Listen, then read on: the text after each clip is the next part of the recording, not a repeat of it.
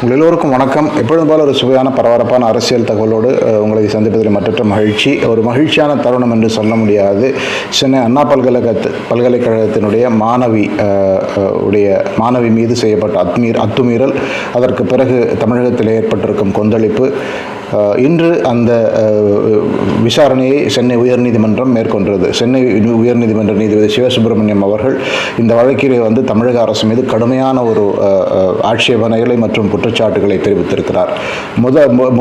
முக்கியமானதாக அவர் சொல்லியிருப்பது என்ன சொன்னால், இந்த வழக்கிலே பெண்ணின் விவரங்களோடு முதல் தகவல் அறிக்கை எஃப்ஐஆர் எப்படி வெளியிடப்பட்டது, எப்படி வெளியானது என்பது குறித்து அரசு உறுதியாக நடவடிக்கை எடுக்க வேண்டும் என்றும், அது வெளியானதற்கு பொறுப்பானவர்கள் யார், அதை அது அந்த குறிப்பிட்ட ஒரு அரசினுடைய போர்ட்டல் வெப்சைட்லேருந்து 14 பேர் டவுன்லோட் பண்ணியிருக்காங்க என்ற தகவல் அரசாங்கத்தின் சார்பிலே வழக்காடுமன்றத்திலே தெரிவிக்கப்பட்டிருக்கிறது. அதற்கு கடுமையான ஆட்சேபனைகளை தெரிவித்திருக்கும் உயர்நீதிமன்ற நீதிபதி அந்த முதல் தகவல் அறிக்கை லீக் பண்ணது யாருன்னு தெரிஞ்சுட்டு அவர் மீது கடுமையாக நடவடிக்கை வேண்டும் என்று எடுக்க வேண்டும் என்று சொல்லியிருக்கிறார். அது மட்டுமல்ல, இந்த பாதிக்கப்பட்ட பெண்ணுக்கு 25 லட்சம் அரசு சார்பிலே நிதியுதவி வழங்க வேண்டும் என்றும், அண்ணா பல்கலைக்கழகத்தில் அந்த பெண் தொடர்ந்து படிப்பதற்கான வழிவகைகளை செய்ய வேண்டும், இலவசமாக அந்த கல்வியை கொடுக்க வேண்டும் என்றும் அண்ணா பல்கலைக்கழகத்துக்கு உத்தரவிட்டிருக்கிறார்.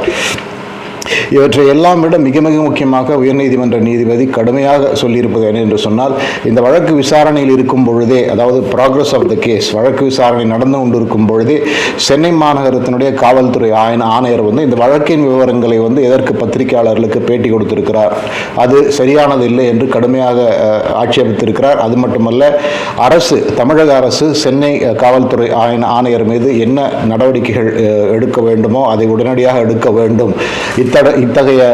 இந்த மாதிரி ஒரு முக்கியமான வழக்கில் இப்படிப்பட்ட ஒரு நடத்தை ஏற்புடையதல்ல என்று கடுமையாக குற்றம் சாட்டியிருக்கிறார். அது மட்டுமல்ல, அவருக்கு கீழே உள்ள அதிகாரி தான் இப்போ இந்த வழக்கை விசாரித்துக் கொண்டிருக்கிறார்.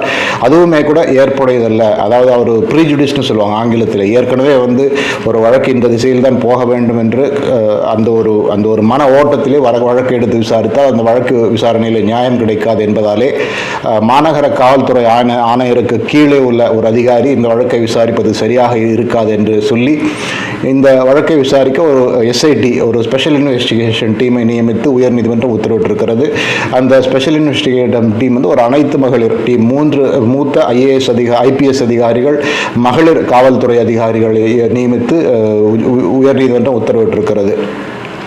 இதில் இந்த வழக்கிலே இந்த வழக்கு விசாரணைக்கு வந்ததற்கு மிக முக்கியமான காரணம், அண்ணா திராவிட முன்னேற்ற கழகத்தை சேர்ந்த ஒரு பெண்மணி உயர்நீதிமன்றத்திற்கு ஒரு கடிதம் எழுதியிருந்தார். அந்த கடிதத்தை கவனத்தில் எடுத்துக்கொண்ட உயர்நீதிமன்றம் சுவோமோட்டோ தானாக முன் இந்த வழக்கை ஏற்றுக்கொண்டு நடந்தது. 2 நாட்களாக இந்த வழக்குடைய விசாரணை நடந்து கொண்டது. அதே வேளையிலே தமிழக பாஜக தலைவர் அண்ணாமலை இதில் பலவிதமான தகவல்களை, கருத்துக்களை தெரிவித்திருந்தார். அதாவது நேற்று காலை அவர் தன்னைத்தானே ஜாட்டையால் எடுத்துக்கொண்ட போராட்டம் செய்வதற்கு முன்பு நேற்று முன்தினம் மாலை அவர் கொடுத்திருந்த பேட்டியிலே பல விவரங்களை சொல்லியிருக்கிறார். அதில் முக்கியமான விவரம் என்னன்னாக்க, இந்த வழக்கிலே, அதாவது சென்னை அண்ணா பல்கலைக்கழக மாணவி மீது பாலியல் அத்துமீறல் செய்யப்பட்ட வழக்கில் முதல் தகவல் அறிக்கை பதிவு செய்யப்பட்டதே ஒரு தவறாக பதிவு செய்யப்பட்டிருக்கிறது. அந்த பெண்ணை ஒரு குற்றவாளியாக பாவிப்பது போல பதிவு செய்திருக்கிறார்கள் என்ற ஒரு கருத்தை தெரிவித்திருந்தார். கிட்டத்தட்ட சென்னை உயர்நீதிமன்றத்தினுடைய தீர்ப்புமே கூட அதே ரீதியில் தான் இருந்தது என்பது மிக முக்கியமாக குறிப்பிடத்தக்கது. ஏற்கனவே நாம் சொல்லியிருந்தோம், இன்னொரு காணொலியில் ஒரு முன்னாள் ஐபிஎஸ் அதிகாரி என்ற அளவிலே உறுதியாக தமிழக பாஜக தலைவர் அண்ணாமலைக்கு ஒரு வழக்கினுடைய எஃப்ஐஆரை வைத்தே அந்த வழக்கு என்ன போக்கிலே போகும், எப்படி இது விசாரிப்பார்கள், இது போன்ற விஷயங்கள்லாம் அறிந்த காரணத்தினாலே தான் அண்ணாமலை இப்படி சொல்லியிருப்பார் என்பதை கிட்டத்தட்ட சென்னை உயர்நீதிமன்றத்தினுடைய இன்றைய தீர்ப்புகள் ஊர்ஜிதப்படுத்தி இருக்கின்றன. பெண்களுக்கு தமிழ்நாட்டிலே பாதுகாப்பு இல்லை என்பது கிட்டத்தட்ட சென்னை உயர்நீதிமன்றத்தினுடைய இன்றைய வாக்குகளில் கிட்டத்தட்ட உண்மையாகிவிட்டது. இந்த வழக்கில் தமிழக அரசின் சார்பிலே ஆஜரான வழக்கறிஞர் விசித்திரமான வாதங்களை சென்னை உயர்நீதிமன்றத்தில் எடுத்து வைத்தார். அதில் ஒன்று, எப்படி ஒரு பெண் தனியாக இரவு நேரத்தில் போய் ஒரு மாணவனோடு பேசலாம் என்பது போன்ற வாதங்களை எடுத்து வைத்ததற்கு கடுமையான கண்டனங்கள் தெரிவித்த சென்னை உயர்நீதிமன்ற நீதிபதி, ஒரு பெண் தனியாக இரவு நேரங்களில் போய் தன்னுடைய ஆண் நண்பரோடு பேசக்கூடாதா, இது எந்த விதமான ஒரு மனப்பாங்கு என்று கடுமையான ஆட்சேபங்களை தெரிவித்த பிறகு தமிழக அரசின் சார்பில் வாதிட்ட வழக்கறிஞர் வந்து தன்னுடைய வாதங்களை வந்து அத்தோடு முடித்துக் கொண்டார். அதன் பிறகு எதிர் தரப்பிலே ஆஜரான பலருமே வந்து இந்த வழக்கிலே சம்பந்தப்பட்டிருக்கும் நபர் ஒரு ரிப்பீட் அஃபண்டர், இதற்கு முன் பலமுறை இதுபோல குற்றங்களில் ஈடுபட்டிருக்கிறார் என்ற விவரங்களும் வழக்காடு மன்றத்திலே வந்து சுட்டிக்காட்டினார். அதையுமே வந்து கடுமையாக பார்வையில் எடுத்துக்கொண்ட சென்னை உயர்நீதிமன்ற நீதிபதி, இப்படிப்பட்ட ஒரு நபரை வந்து நடவடிக்கை எடுக்காமல் எப்படி விட்டு வைத்திருக்கிறீர்கள், அது மட்டுமல்ல இவர் ஆளுங்கட்சிக்கு நெருக்கமானவர்கள் என்று எதிர்தரப்பு வழக்கறிஞர்கள் சுட்டிக்காட்டிய போது அது வழக்குக்கு முக்கியமான விஷயம் கிடையாது, யார் வேணும்னாலும் அரசியல்வாதிகளோடு போய் ஃபோட்டோ எடுத்துக்கலாம், நாங்கள் நீதிபதிகள், நாங்கள் கூட கல்யாணத்துக்கு போகும்போது எங்களோட நிறைய பேர் வந்து ஃபோட்டோ எடுத்துக்கிறாங்க, அதனால் அது இந்த வழக்கு சம்பந்தப்பட்ட விஷயம் இல்லை என்று சொன்னாலும் கூட உறுதியாக ஒரு ரிப்பீட் அஃபெண்டர், ஒரு ஹிஸ்டாரிக்கல் அஃபெண்டர், ஒரு மீண்டும் மீண்டும் குற்றம் செய்யும் ஒரு நபர் வந்து இது போன்ற சுதந்திரமாக உலாவிக் கொண்டிருப்பது வந்து ஒரு வெட்கக்கேடு என்ற ரீதியில் வந்து சென்னை உயர்நீதிமன்றம் கருத்து தெரிவிக்கிறது.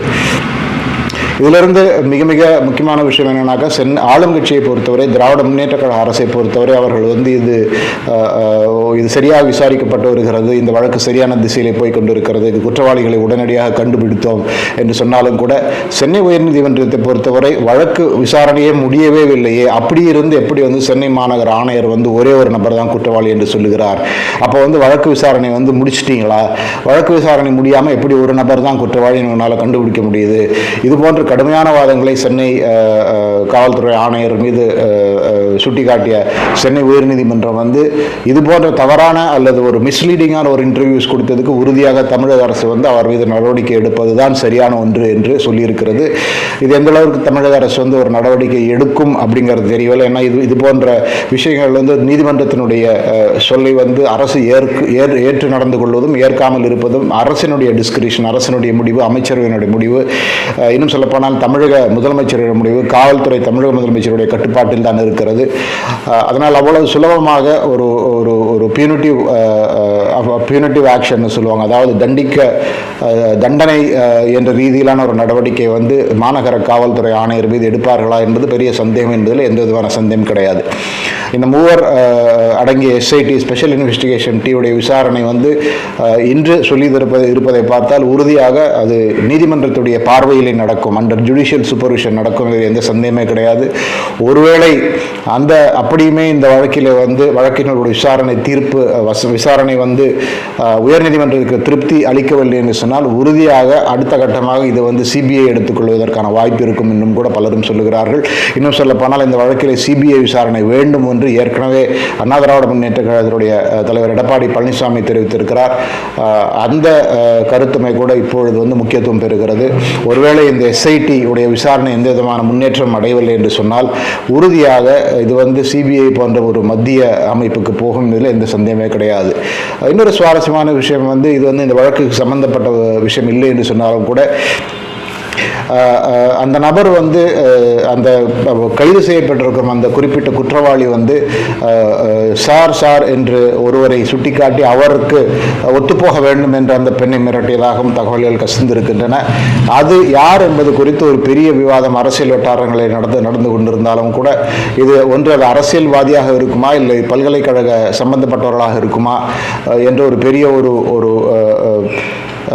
பரபரப்பு நிலவு வருகிறது. இன்னொரு சுவையான விஷயம், அமைச்சர் சம்பந்தப்பட்ட கல்வி அமைச்சரே சொல்லியிருக்கிறார், இந்த குற்றவாளியினுடைய மனைவி அண்ணா பல்கலைக்கழகத்திலே பணிபுரிகிறார், அதனால் தான் அவர் வந்து எளிதில் அண்ணா பல்கலைக்கழகத்துக்கு வந்து சென்று வந்து கொண்டிருக்கிறார் என்று சொல்லியிருப்பதுமே வந்து கிட்டத்தட்ட இந்த தமிழில் சொல்லுவாங்க, எங்கப்பன் குதிருக்கு இல்லை என்பது எங்கப்பன் குதிருக்குள்ள இல்லை என்பது போல அமைச்சரே காட்டி கொடுத்து விட்டாரா இவன் குற்றவாளி என்று பலரும் இப்பொழுது சொல்லிக் கொண்டிருக்கிறார்கள். பொறுத்திருந்து பார்க்க வேண்டும், இந்த மாணவி மீது செய்யப்பட்ட அத்துமீறலுக்கு வந்து தண்டனை கிடைக்கிறதா, இந்த வழக்கு விசாரணை விரைவில் முடிவடைகிறதா, அதே போல சென்னை மாநகர ஆணையரின் மீது தமிழக அரசு ஏதாவது நடவடிக்கை எடுப்பதற்கான வாய்ப்பு இருக்கிறதா, குறைந்தபட்சம் அவர் வந்து பணியிட மாற்றம் செய்யப்படக்கூடுமா என்றும் கூட ஹேஷங்கள் இருக்கின்றன. பொறுத்திருந்து பார்க்கலாம். நம்மை பொறுத்தவரை இந்த பெண்ணுக்கு நியாயம் கிடைக்கட்டும், இது போன்ற அத்துமீறல்கள் இனி குறைவாக நடக்கட்டும். தமிழகத்திலே பரவலாக நடந்து வருகின்றன நடந்து வருகின்ற பெண்களுக்கு எதிரான வன்கொடுமைகள் முற்றிலுமாக இல்லாத ஒரு நாள் தான் தமிழகத்துக்கு ஒரு விடியல் என்பதில் எந்த சந்தேகம் கிடையாது. இந்த விஷயங்களை உங்களோடு பகிர்ந்து கொள்ளத்தான் நான் வந்திருந்தேன். வேறொரு சுவையான தகவலோடு நான் விரைவில் உங்களை சந்திக்கிறேன். மிக்க நன்றி.